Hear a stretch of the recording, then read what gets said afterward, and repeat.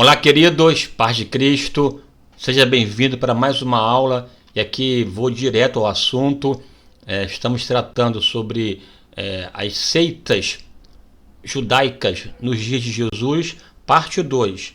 Então, desde já, te aconselho a você voltar para o vídeo anterior e assistir a parte 1, no qual eu trato um pouco do contexto histórico que fomentou o surgimento das ditas seitas do judaísmo na época de Jesus. Então vá lá, assista caso você não assistiu ainda e depois venha para cá assistir esse novo vídeo, beleza? Então aqui parte 2 sobre o assunto as seitas da época de Jesus, né? As seitas judaicas nos dias de Jesus. Antes de começar aqui, ressalto uma vez mais sobre a legenda aí na sua tela. Aí está o meu número de telefone para contato, para agendas, né, nas suas atividades, nas suas igrejas, está aí, ó, 21 98477 8523, 21 98477 8523. Também esse número é o número do meu Pix, caso você sinta de Deus em abençoar nosso ministério, que Deus te use em nome de Jesus, viu? A semente depositada no meu ministério tem dois objetivos clássicos. Primeiro, abençoar minha vida, minha casa, isso aí é justo, é lícito e é bíblico, inclusive. A segunda questão é investir aí no nosso ministério, no canal do YouTube. Eu tenho que comprar equipamentos para poder aprimorar a exibição dos vídeos, pagar uma pessoa responsável, né, que saiba mexer de fato no equipamento, coisa que não sei fazer. Eu tenho feito de modo muito, digamos assim, inapropriado, né, ou de modo muito rústico. É preciso profissionalizar. Para tanto, a sua semente fundamental, viu? Deus te abençoe em nome de Jesus. Dito isso aí, vamos lá, aqui avançando nessa nossa abordagem sobre as seitas judaicas nos dias de Jesus. Vou começar aqui já tirar essa tela maior e colocar na sua tela aí já o nosso, né, slide referente aos grupos religiosos nos dias de Jesus, parte 2. Repito, caso você não tenha assistido o primeiro, volte, assista ao primeiro, depois vem aqui dar seguida a esse assunto, porque caso você não assista o primeiro, esse aqui se perderá muito a compreensão, porque lá eu lancei as bases compreensivas para esse vídeo agora colocado aqui na parte 2, beleza? Vamos lá. A primeira seita a ser abordada aqui é exatamente essa aí, ó. Os escribas. Vale aqui ressaltar que a figura do escriba, do escritor, é muito comum no Antigo Testamento, nas culturas antigas. A partir do surgimento da escrita, normalmente a classe sacerdotal, ou, né, essa classe do clero, do letrado, sempre esteve vinculada à escrita, viu? A escrita é muito comum, tanto no que diz respeito à questão cultica sacerdotal, bem como também quando o rei exigia registros sobre a sua história. Lá existia lá o escrivão, o escriba ou o escrivão. E isso não é algo novo no que diz respeito ao Novo Testamento. Todavia, a função, a maneira, a estrutura, enquanto classe dessa citada no Novo Testamento, é bem diferente do escriba do Antigo Testamento. Esse escriba do Novo Testamento é uma pessoa que carrega a autoridade e se formou um grupo cuja função de fato estava ligada não somente a escrever a cópia, ao copista, mas também ao interpretar. Tanto que esse escriba ele também é chamado de doutor da lei, e alguns rabi, daí vem a ideia do próprio rabino, né, que é o rabi, rabone, é o mestre. Esse escriba acabou sendo uma pessoa ligada ao ensinamento, à interpretação da lei e, portanto, gozava de autoridade e, por conta disso, exercia influência.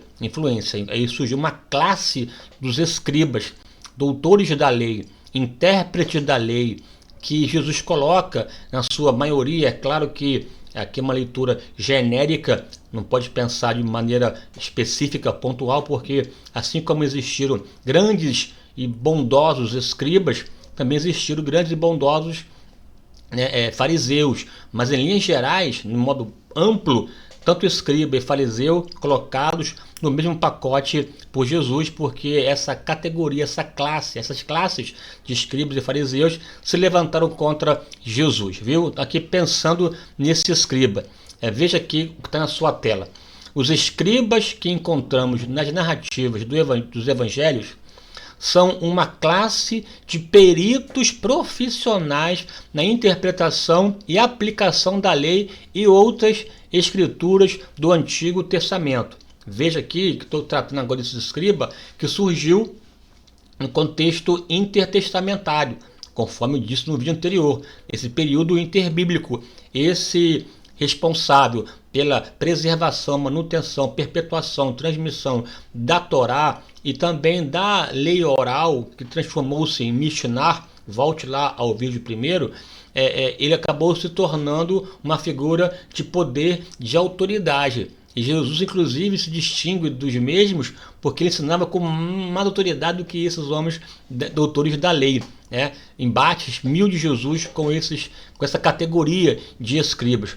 Manter-se fiel à aliança de Deus em tais condições ditas no vídeo anterior tornou-se uma séria dificuldade teórica, vencida apenas pelos esforços contínuos de um grupo de peritos treinados que fizeram do estudo da lei o alvo de suas vidas. Então veja aqui que uma palavra até positiva desses homens que se lançaram no aprimoramento, no aperfeiçoamento, na preparação da perpetuação dos textos. Um trabalho criterioso, minucioso de cópias, manuscritos e também, é claro, de interpretação. Esses escribas se tornaram uma categoria cuja função também é muito presente em várias instâncias. Aqui você vai entender que uma coisa é ser de um partido, de um segmento religioso, ou seja, saduceu, ou seja, fariseu, ou até herodiano, ou essênio. Outra coisa seria escriba. Uma pessoa poderia ser um fariseu escriba, poderia ser um saduceu escriba, ou poderia ser um essênio escriba. Que escriba tem a ver muito com a sua função, com a sua profissão, sua tarefa, né? a sua labuta diária enquanto especialista, um perito na arte da escrita, da cópia e da manutenção de manuscritos, beleza? Vamos avançar aqui. Agora sim, em relação agora pensando bem, em relação ao escriba, autoridade, porque eles, como copiavam e preservavam, ensinavam, né, e interpretavam a lei, eles gozavam, portanto, de autoridade. Você encontra o escriba atuando fortemente em várias instâncias do contexto de uma religião, ou melhor, de um povo religioso, cuja figura dele enquanto escriba sendo o detentor do saber, do conhecimento, um doutor da lei, né? Vamos lá aqui avançar. E tem aqui uma outra que é o fariseu.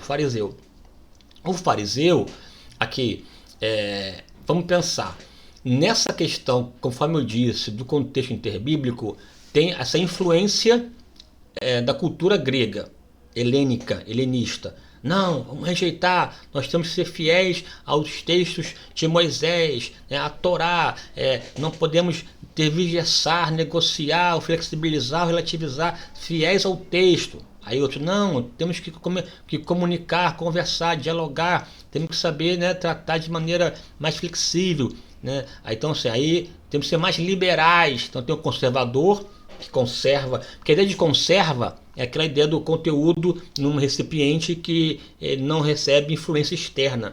A ideia em conserva. Já a ideia do liberal é aquele que abre a tampa e permite a entrada de outros elementos que podem inclusive mexer com a substância. O liberal abre a tampa, o conservador, tampa fechada. Daí, para o liberal, o conservador é bitolado, que está fechado, não tem influência, entende? Para o conservador, o liberal está estragado, porque abriu a tampa e recebeu influência externa. Então tinha essa questão em relação ao pensamento. Além dessa questão ligada, né, a ideia, também tem a questão ligada ao poder. O sacerdote vai reunir-se, o poder temporal e espiritual. Lembra aqui que a família asmoniana, né, dos macabeus, sacerdotes que ocuparam o trono. E aí, esses que ocuparam o trono, políticos, aí tem política, negociando com o Império Romano, uma acomodação, e subjugação, aceitação, parceria, porque de certa forma essa classe política estava de alguma forma sendo também beneficiada com a dominação. Quem pagar a conta é o povo, né? Enfim, aí não, tem que rachar, não pode conversar, não pode dialogar. Mais uma tensão, mais uma crise que vai rachar essa situação. Nessa questão aqui, tem os fariseus, herdeiros diretos de um grupo chamado de Hassidim, os piedosos. Esse Hassidim também é um grupo muito fundamentalista, um grupo muito religioso, muito ortodoxo, no contexto judaico do período interbíblico, que foi inclusive um grupo que enfrentou tenazmente esse ataque da Síria na figura de Ptolomeu, do Etíoco Epifanes, que era na verdade um camarada da Síria, que tentou profanar o templo, humilhar o povo judeu e tudo mais. Então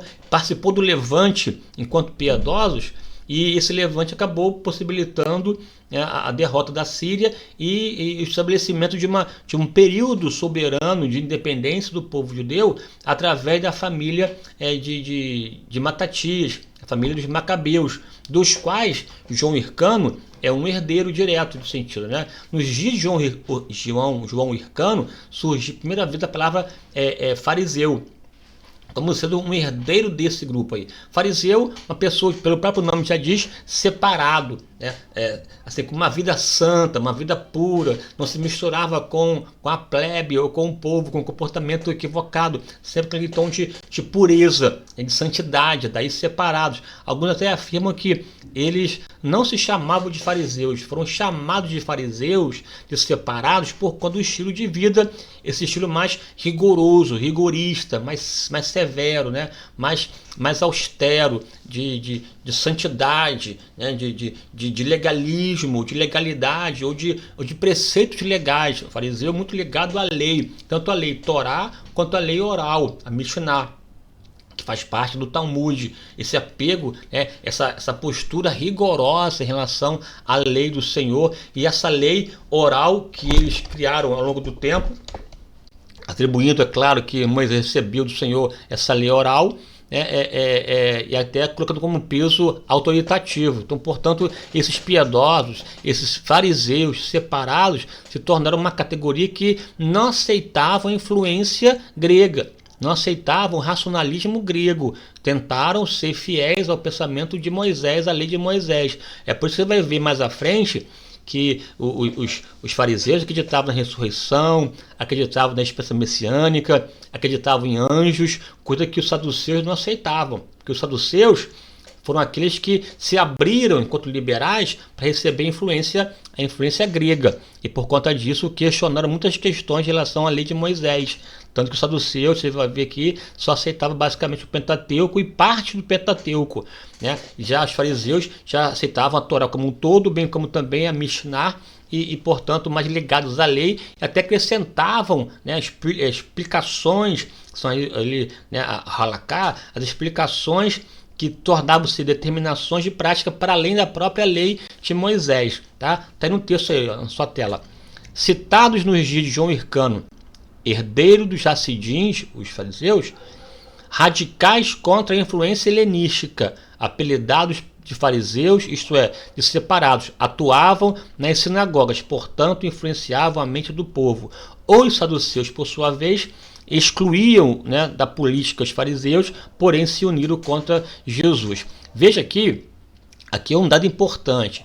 Fariseu tem a ver com esse apego à lei, portanto, esse rigor ritualístico aos mandamentos, até uma exacerbação, um exagero, um acréscimo ou uma multiplicação, um acréscimo, uma adição à lei. Tem a lei, os fariseus adicionaram, né? Você vai ver aqui, e os saduceus diminuíram, né? Tanto que depois que o essênio multiplicaram, sempre o foco é a lei. Em relação à lei, os fariseus somavam, adicionavam mandamentos, regras que estranhas inclusive da Torá, que eles se baseavam na lei oral, que seria uma lei que passava de pai para filho, né? Que nos dias já do interbíblico e sobretudo nos primeiros séculos da era cristã foram sendo ratificados, registrados e tornando-se, portanto, mandamentos, que seria a lei oral, que é fruto do resultado aí da própria Talmud, né?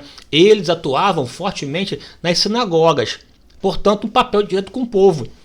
Tem lá o templo, que é visitado de tempos em tempos, nas festas sobretudo, né, judaicas, mas a sinagoga é todo sábado.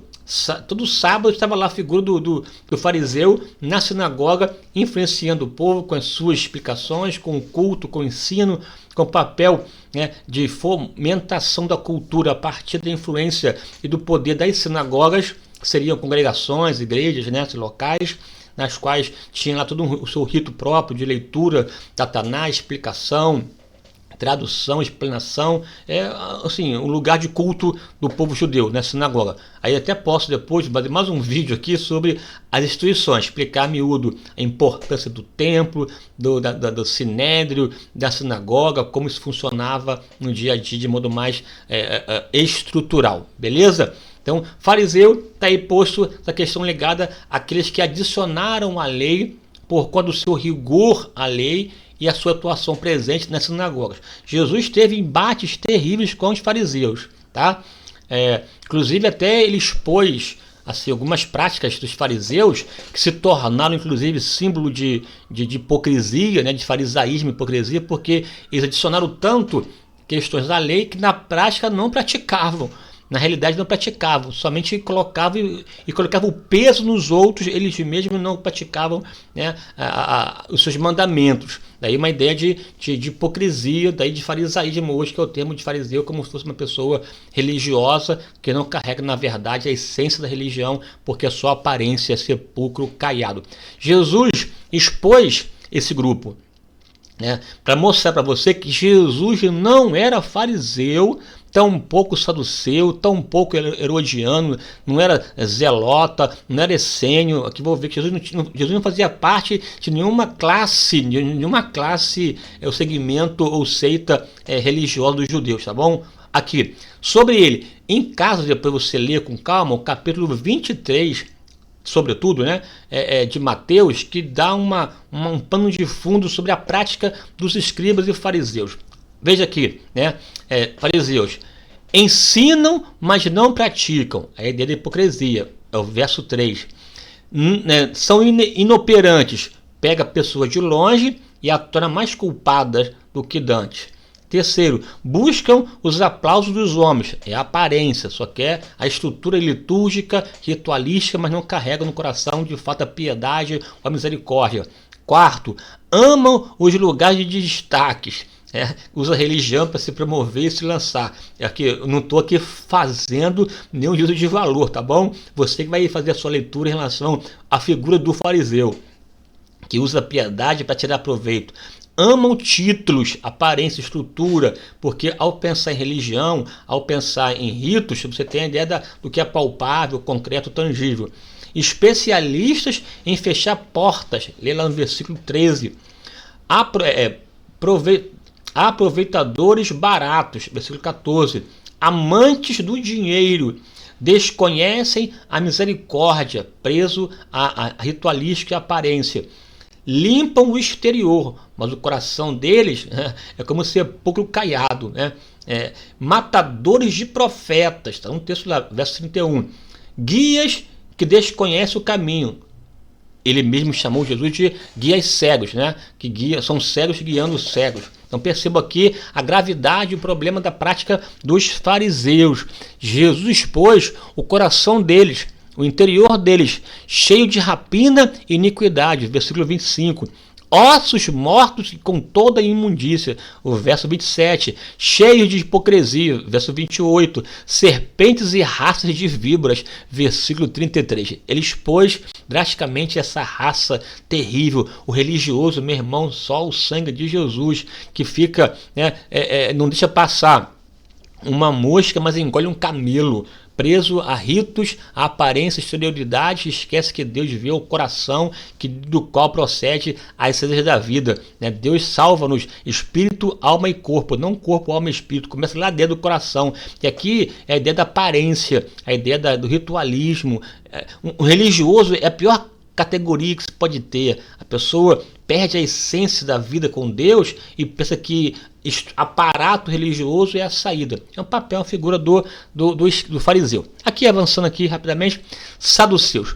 Enquanto o fariseu era aquela pessoa que era rigorista e que adicionava a lei por conta da sua postura, digamos assim, rigorosa e de apego, de acréscimo, de cuidado e de zelo. Já o saduceu é aquele grupo que se abriu ao pensamento grego e de alguma forma foi influenciado por ele. Ao ser influenciado pelo pensamento grego, tornou-se mais racionalista. É aquela pessoa que de alguma forma relativiza. Enquanto o fariseu exacerba, o saduceu relativiza, contemporiza, aposta, isso aqui nada a ver, e estava levando uma vida mais light, mais solta. É religioso, está na igreja, está na religião, mas não é tão... É flexível, é maleável, é relativo, negocia.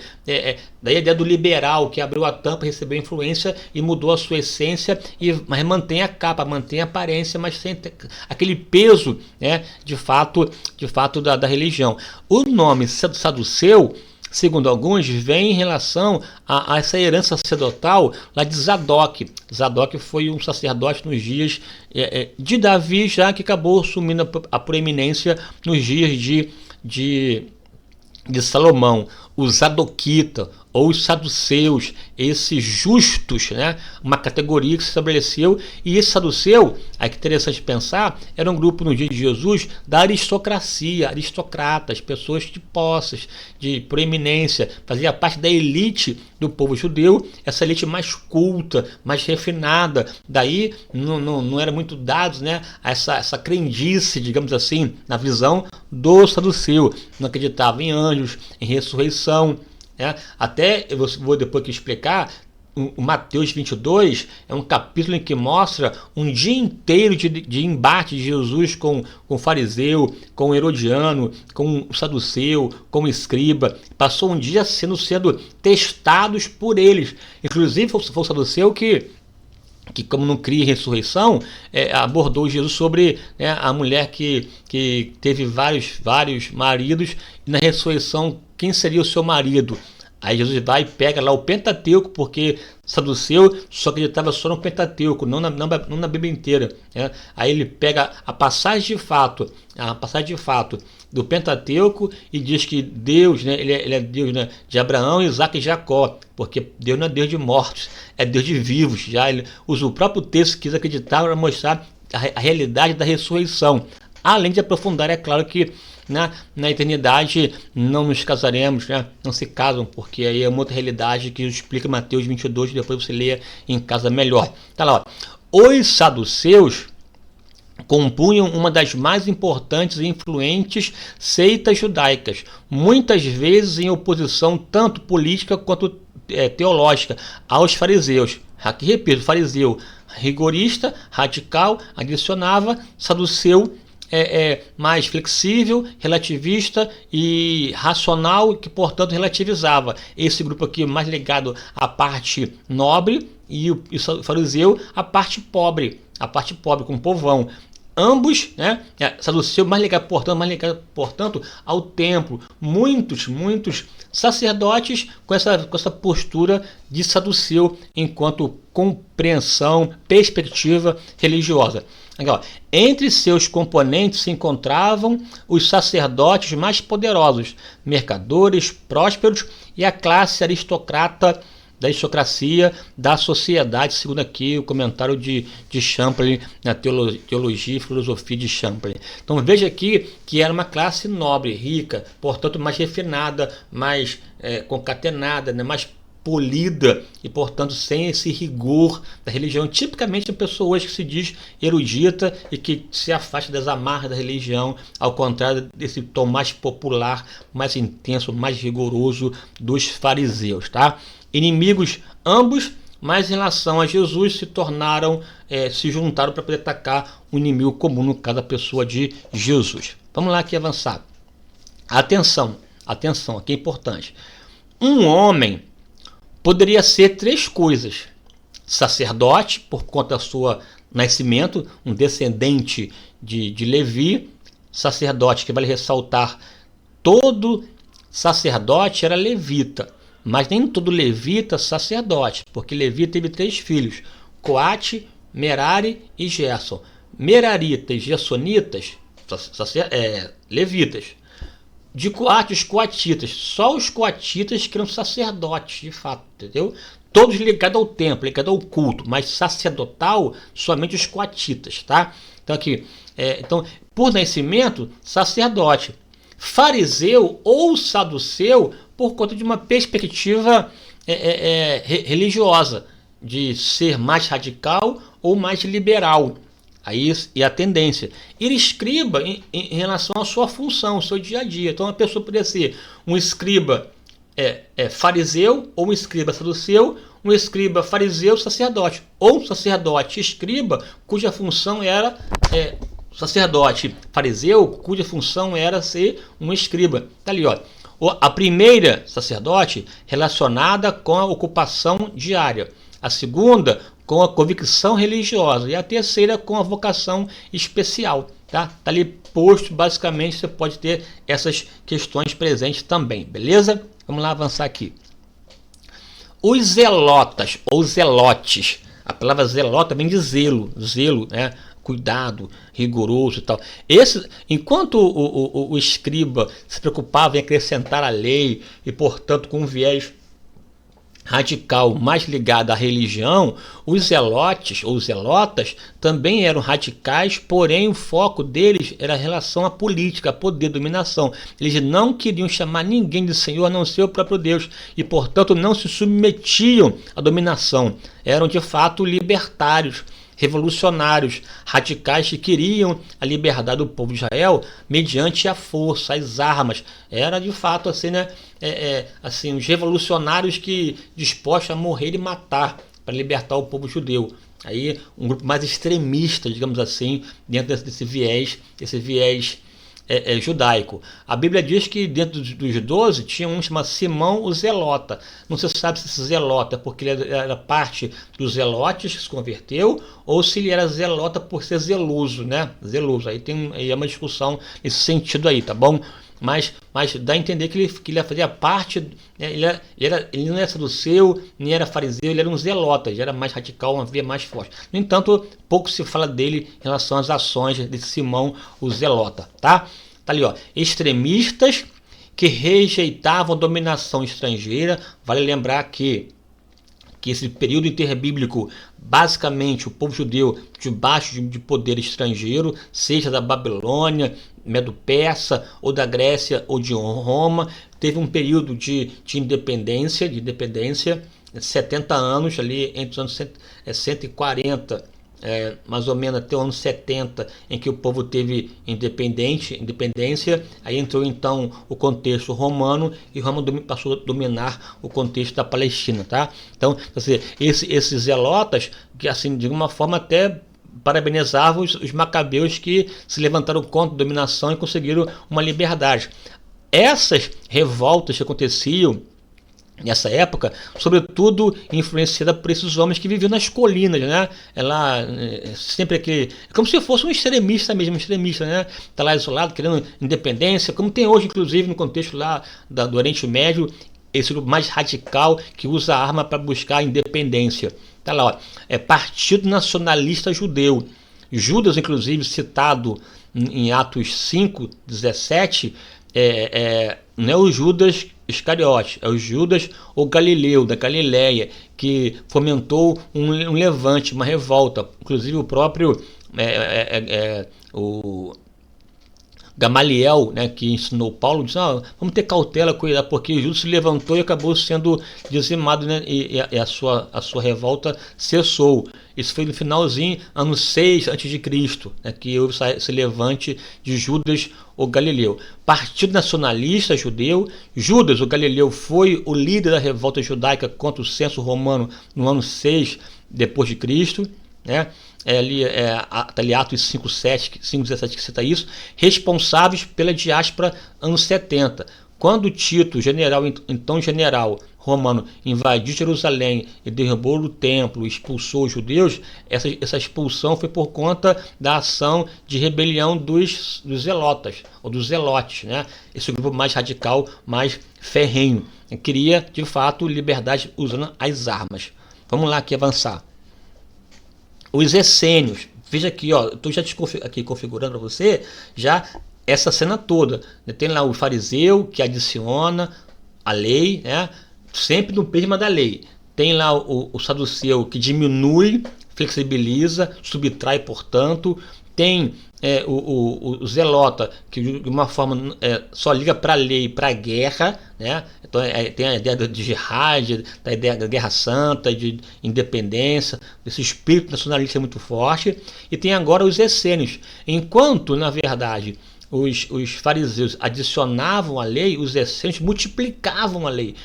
Tão radicais que os essênios passaram a viver isolados, em mosteiros, nas cavernas de Qumran, né, no deserto da Judéia, por conta desse princípio mais radical, ao ponto de não se misturar com o povo, o povão, né, o dia a dia. Então se excluíram da sociedade, viveram em clausura, viveram em mosteiro, a ideia de uma vida ascética, separada, para alimentar a pureza, portanto, extremamente espirituais ou espiritualistas e radicais, ao ponto de multiplicar a lei, um peso, ao ponto de se viver isolado.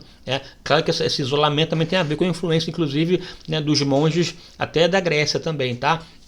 Mas aqui uma outra ideia. Aqui então, esse grupo essênio vivia isolado, muito meticulosos com práticas religiosas de purificação, que não bebia vinho, não tocava em morto, todo um rito próprio, vivia isolado e claro, também, né, muito ligados também à lei. Tanto que você tem, final dos anos 40, agora do século 20, que se encontraram os tais manuscritos do Mar Morto, que foram preservados, reunidos pela comunidade dos essênios lá em Qumran.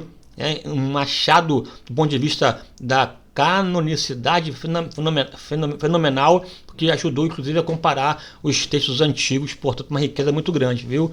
Só a guisa aqui de ilustração, o mais antigo texto do Antigo Testamento de Isaías, antes da descoberta, ano 900 depois de Cristo. E esse achado dos manuscritos do Mar Morto, datado do ano 100 a.C., portanto, 1000 anos mais antigo do que o mais antigo existente antes de Qumran.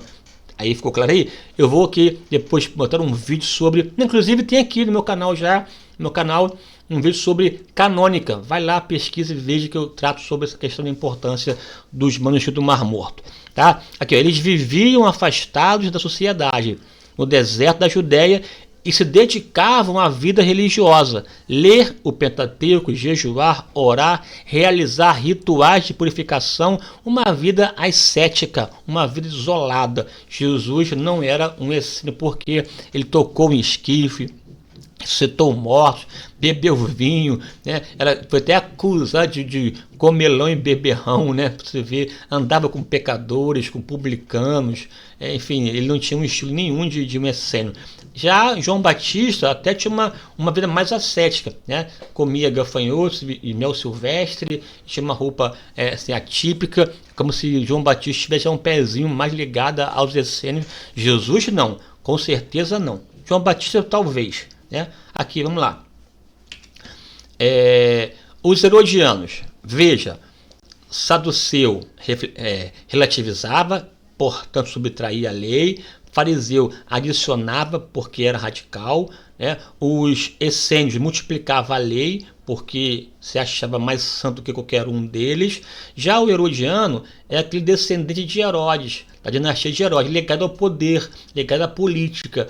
Era aquele que era judeu, era religioso, mas que estava vinculado à política, ao governo, portanto sempre com um tom ligado a um ajustamento, uma adequação, uma aceitação ao poder romano, porque esse grupo acabava se beneficiando disso, né? Herodes, o Grande, conseguiu ser rei dos judeus por conta da chancela, né, da indicação de Roma.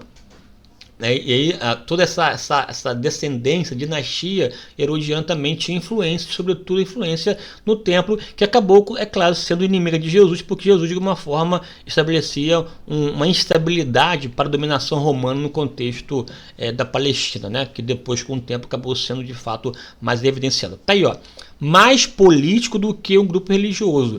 Herdeiros da dinastia de Herodes, o Grande, que tentou romanizar a Palestina, acreditava que era possível uma aliança política com os romanos e que os melhores interesses do judaísmo estavam nessa cooperação.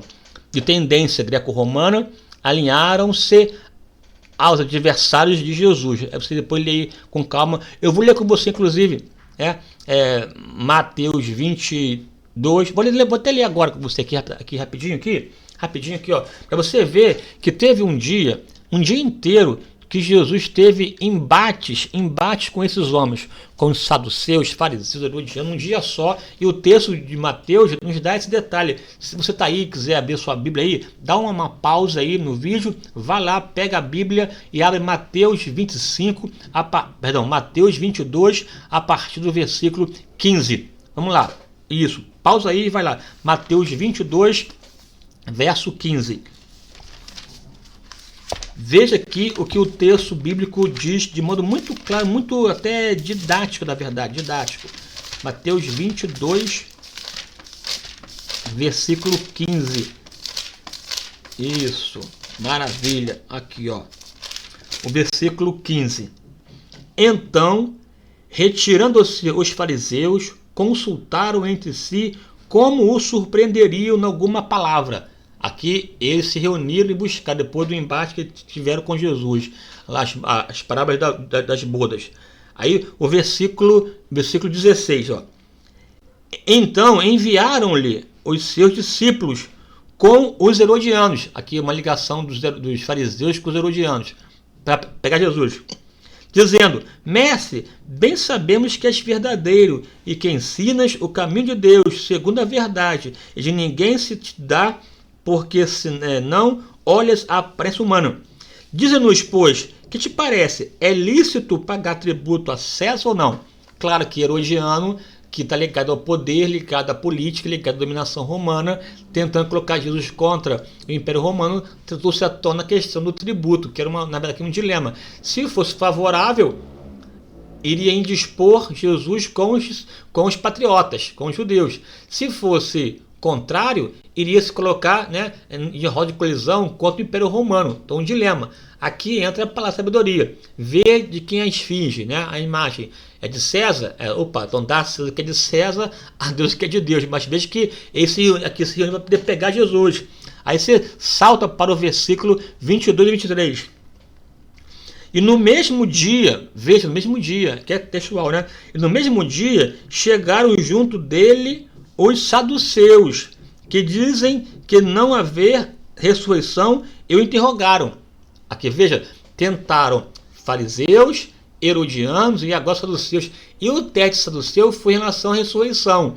Aí conta lá aquela história assim, a história improvável, né? Possível, porém improvável. Dizendo: Mestre, Moisés disse: se morrer alguém não tendo filhos, casará o seu irmão com a sua mulher, dele e suscitará descendente.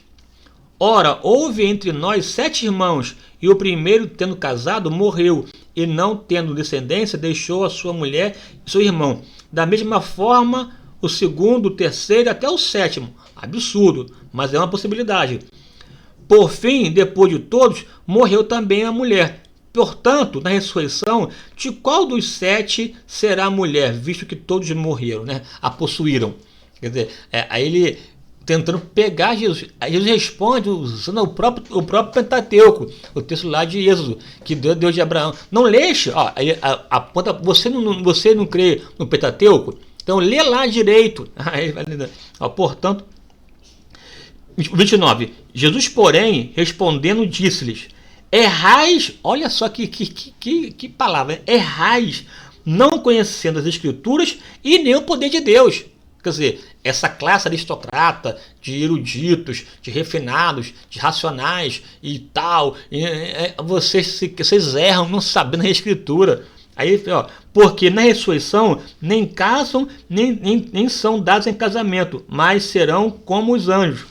E acerca da ressurreição dos mortos, não tendes lido o que Deus vos declarou, dizendo: eu sou o Deus de Abraão, de Isaque e de Jacó. Ora, Deus não é Deus de mortos, mas de vivos. E as turbas, ouvindo isto, ficaram maravilhadas da sua doutrina. Meu irmão, mexer com Jesus não era fácil não. Pela palavra ele vencia. Aqui desmascarou, inclusive os saduceus, usando o próprio Pentateuco, que era a fonte base da cultura, da religião, da seita dos saduceus. E por fim, o embate aqui com o doutor da lei, que é o escriba. Está lá, ó, versículo 34 e 35, para poder fechar. Ó. 34. E os fariseus, ouvindo que ele fizera emudecer, calar os saduceus, reuniram-se no mesmo lugar. E um deles, que era doutor da lei, um fariseu que era escriba, doutor da lei, interrogou para o experimentar, dizendo: mestre, qual é o grande mandamento?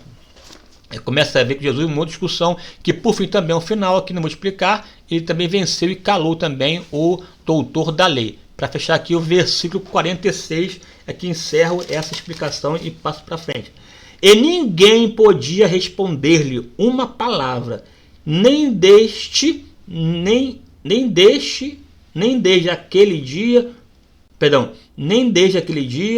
ousou mais alguém interrogá-lo. Veja que ele calou saduceu, fariseu, herodiano, escriba, doutor da lei, ele botou no bolso. Oh, glória a Deus, né? Não é à toa que nenhum falou como este falou. Ele era maravilhoso. Ele é nosso. Até que aqui me emociona em falar de Jesus, porque ele é de fato fora da curva. Aqui. Os publicanos. Publicano não era nenhuma seita religiosa, tá? Eram judeus que decidiram trabalhar para Roma, ser funcionário público de Roma. E ser funcionário público de Roma, basicamente, era de fato colher impostos para dar ao opressor. Portanto, um publicano era a pior categoria do povo judeu, para o judeu. Um traidor, alguém que se vendeu pelo dinheiro e dos seus irmãos pega imposto para dar para Roma. Tanto que na literatura rabínica, um pecador até poderia se arrepender. Publicano não tinha vez nem tinha voz. Era a classe mais podre, digamos assim, da cultura judaica. Um traidor que jamais seria salvo. Tá aí, ó. Judeus que se tornaram funcionários romanos, por isso odiados pelos judeus. Jesus, mesmo sendo amigo de publicanos e pecadores, se utilizou num sentido até depreciativo, né? Se também, depois de se abordar a pessoa, não escutar a igreja, considera como gentil e publicano. Aí usou aqui o senso comum da ideia de publicano, ou seja, desprezada. Mas a Bíblia diz que Jesus, ele comia com publicano, com pecadores e publicanos, tinha uma relação próxima com o publicano, chamou Levi, Mateus, que era publicano, salvou Zaqueu, que era chefe dos publicanos. Então ele teve uma relação muito próxima com aquelas pessoas excluídas, discriminadas, mas tais pessoas se converteram, tá? Uma coisa é você abraçar o excluído e se manter no mesmo comportamento, não é isso não. Ele tinha contato com o populacho, mas pregava o arrependimento, tá? É a mudança de vida, não a permanência da prática. E esse publicano e pecador, de fato que precisava de médico, né? Teve encontro com Jesus e suas vidas mudadas, mas era uma categoria que de fato rejeitada por ser tratado como traidores, beleza? E por fim aqui, já para fechar essa aula, eu fiz um quadro pequeno, tentando minimamente sintetizar o que foi dito até agora, tá? Resumir. Tá aqui, ó, uma coluna. Vou aqui com o mouse. Aqui, vou voltar aqui com o mouse. Isso, ó. Beleza. Isso aqui se aparece. Aqui, esse mouse nem sempre aí aparece no quadro. Seitas, ó, tá aqui uma coluna aqui mais a minha esquerda, as seitas saduceu, fariseu, essênio, zelota e herodiano. Em relação aos saduceus, Significado: escrever, é o choferim. Eles, enquanto perspectiva, racionalista, portanto mais liberal. É como se hoje fosse, aqui minimamente comparando, um teólogo liberal, tá bom? Portanto, eles subtraem a lei, o sentido da lei infra-espiritual, o local de atuação, o sinédrio. Jesus jamais seria um, porque a autoridade dele era demais para ensinar, portanto não seria sido pessoas dos seus. Fariseus, separado, ritualista, portanto aqui é muito ligado à religiosidade, ao religioso de hoje, que adiciona a letra da lei, hiper espiritual, atuava na sinagoga. Jesus era sincero demais para ser um fariseu. Essênio era o curador, né? Ascético, vivia no mosteiro. Esse Jesus ascético, esse Essênio ascético, é como se fosse um monge dos dias de hoje, né? Um místico que multiplicava o espírito da lei. Ultra espiritual, vivia no deserto. Popular demais, Jesus jamais poderia ser um essênio. Zelota, é o zeloso, é como se fosse um membro da teologia liberal, ou teologia da libertação de hoje, né? Um marxista dos dias antigos. Claro que, sem querer cometer aqui um erro aqui, anacrônico, não existia essa ideia antigamente, mas era uma pessoa mais radical, mais ligada a hoje, como se fosse um da teologia da libertação. Atuava assim, de fato, né, no povo mais pobre, é verdade. Nacionalista na sua visão extrema, atuava nas colinas, e Jesus era muito manso para poder fazer parte dos zelotes. Herodiano de Herodes, muito secularista, muito racional e muito mundano, no sentido de fazer parte de uma politicagem, não da política. A política é importante, tá? É importante, mas aqui é um grupo muito interesseiro, tá? Que, na verdade, queria se beneficiar da política, os benefícios da lei, e que atuavam nos palácios, né? Nos espaços de poder. E Jesus é muito correto para poder ser um herodiano, porque ele jamais iria se vender aos caprichos que quer que seja. Bem, dito isso aí, a minha oração é que Deus te abençoe, que a tua vida seja abençoada, que você seja uma pessoa, de fato, pronta para servir a Deus com alegria e adorá-lo na beleza da sua santidade. A minha oração é que essa aula tenha de alguma forma te ajudado a compreender minimamente as dinâmicas das seitas do judaísmo. Eu posso, caso você queira, te indicar literaturas pertinentes para você estudar, crescer e avançar. Caso queira, é só mandar mensagem para mim, seja lá no Instagram, que é mais fácil, né? No direct, Gilson Paulo Oficial, ou seja, pelo meu e-mail, Pastor Gilson Paulo por extenso, pastorgilsonpaulo@gmail.com. Eu vou te orientar, te explicar e te colaborar com o teu ministério com muito prazer, em nome de Jesus, viu? Dito isto, não esqueça de curtir, comentar e compartilhar. E é claro que se você não se inscreveu, se inscreva e vamos juntos em nome de Jesus. Um forte abraço. Amém.